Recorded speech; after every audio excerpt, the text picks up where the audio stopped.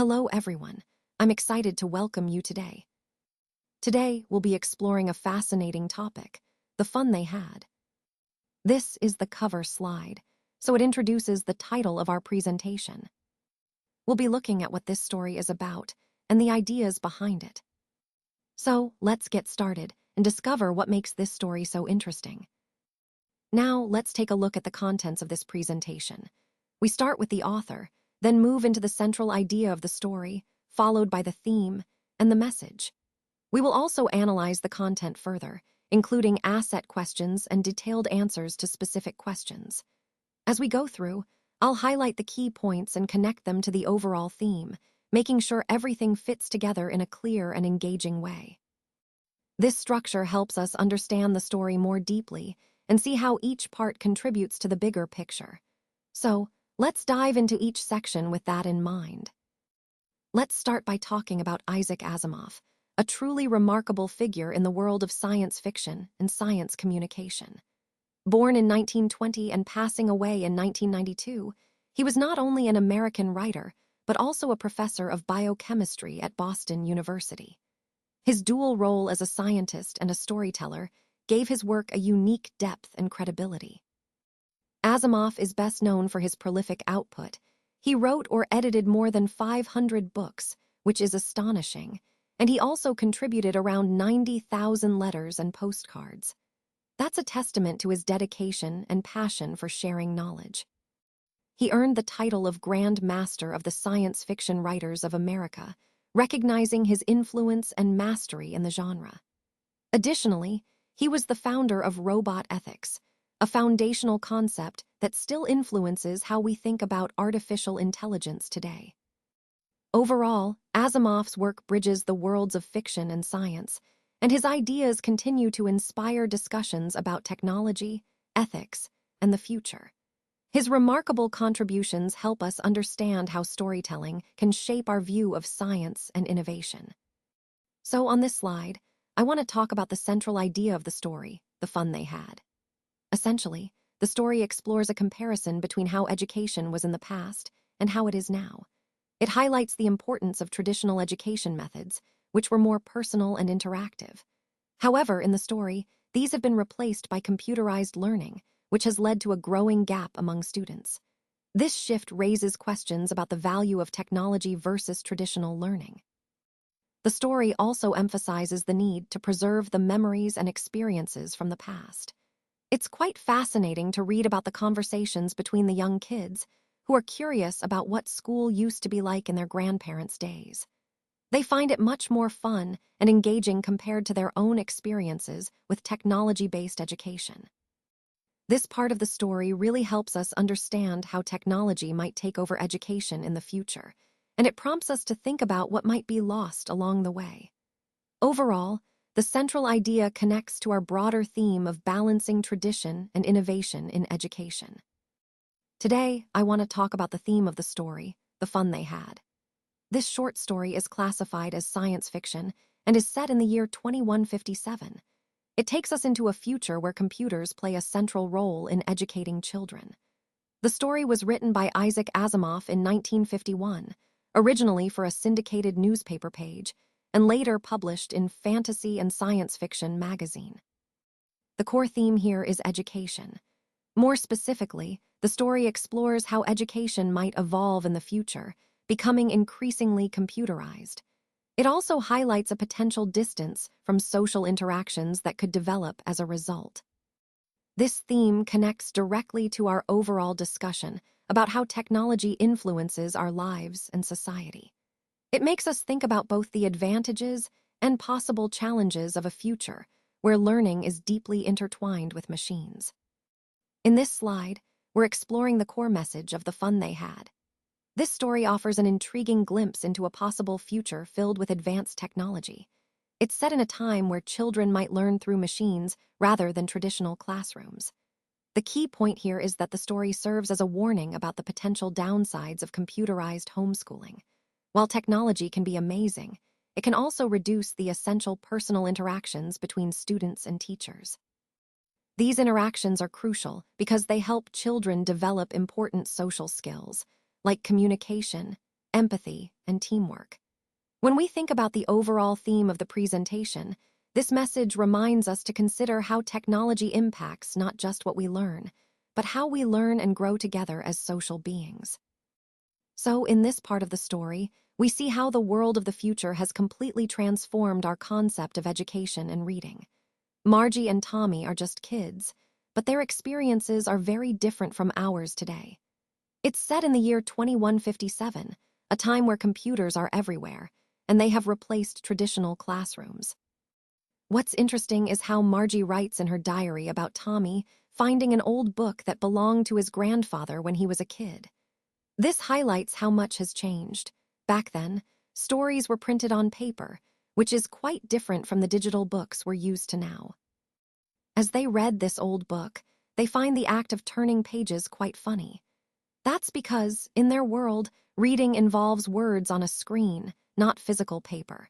They're not used to holding a book and flipping through pages, which shows how technology has reshaped even basic experiences like reading. This leads us to the concept of telebooks, which are digital versions of traditional books stored on TV sets and computers. It's a perfect example of how the future has moved away from physical books to a more digital, convenient way of reading. Overall, this slide highlights the dramatic shift in how stories are shared and consumed, showing that the future of education and literature is deeply intertwined with technological advancements. Now, moving on to the next part of our discussion, let's look at how things changed when Margie learns about schools in the past.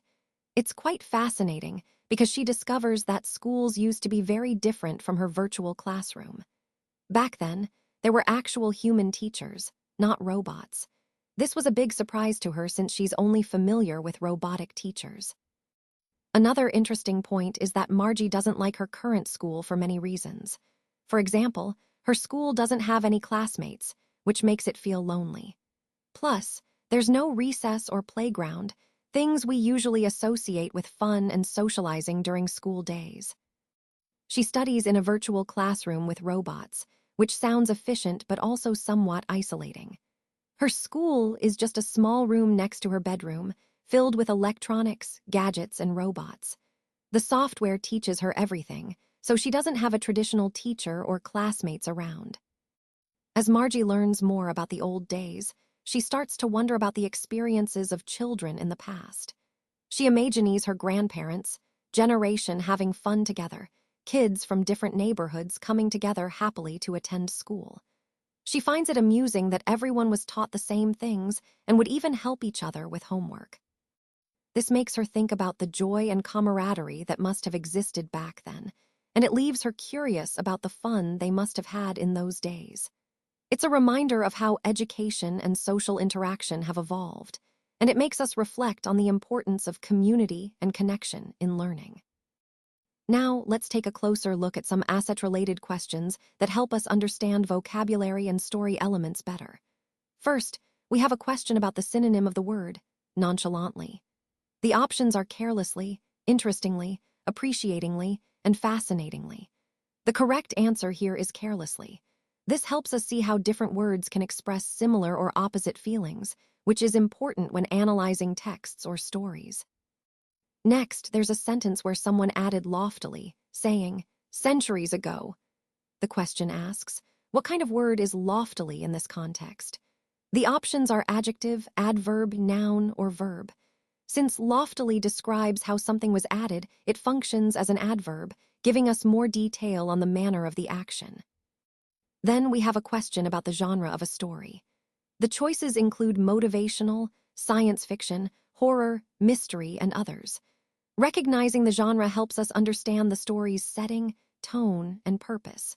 For example, identifying it as science fiction or horror guides our expectations about the plot and themes. Finally, there's a question about the underlined word's antonym, which means the opposite. The options are array, range, abundant, and few. The correct antonym is few, since it indicates a smaller number, contrasting with the idea of plenty or abundance. Overall, these questions are designed to sharpen our vocabulary skills and deepen our understanding of story elements, which are essential for effective comprehension and analysis in our broader learning journey. All right, let's break down this slide. First, when I say they, I'm referring to the students in this story. They had a teacher, but it wasn't a typical teacher you might imagine. Instead, it was a man, which suggests there was something different or unusual about their teacher. Now, what does regular mean here?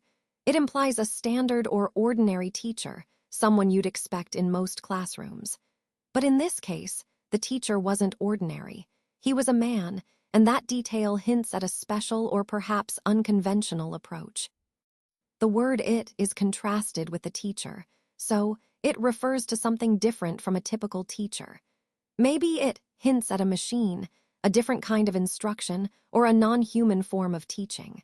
The contrast helps us understand that their teacher was not what we might normally expect. Moving on to the next part, Tommy's comment. What a waste! What is he referring to? Well, he's probably talking about the situation or perhaps the opportunity they missed. But is it truly a waste? Sometimes, what seems like a waste might actually be a lesson or a different kind of valuable experience, especially when we look at the bigger picture. So, as we connect this to our overall theme, it's about questioning assumptions about teachers, education, and what really counts as valuable learning. Sometimes, unconventional methods or different approaches can be misunderstood as wasteful, but they might actually offer unique insights or growth. That's the key message I want you to take away from this slide. So Margie's mother sent for the county inspector because she was worried about Margie's schooling. She wanted to make sure Margie was learning properly and was getting the right kind of education. Tommy, on the other hand, describes the old kind of teachers as being very different from today's. He says they were human, kind of like a person you could talk to, not a machine. Margie's school was actually a little metal house, set outside in their backyard. And as for classmates, Margie didn't really have any. She only had her lessons on a screen, and there was no other children around.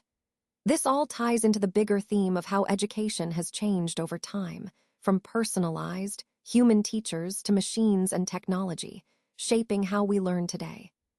Sure, here is the narration script for slide 12. Margie and Tommy's first experience of reading a printed book was quite memorable for both of them. They found it fascinating because it was so different from their usual electronic lessons. For Margie, though, school was a place she didn't enjoy much. She hated it because she felt it was dull and impersonal, especially compared to the interactive and engaging way they now learn with technology. This contrast really highlights how much education has changed over time, emphasizing the shift from traditional books to digital learning tools. If I had the chance to design my own mechanical teacher or robot, I would want it to be personalized and adaptive. It should understand my strengths and weaknesses and tailor lessons accordingly, making learning more effective and engaging.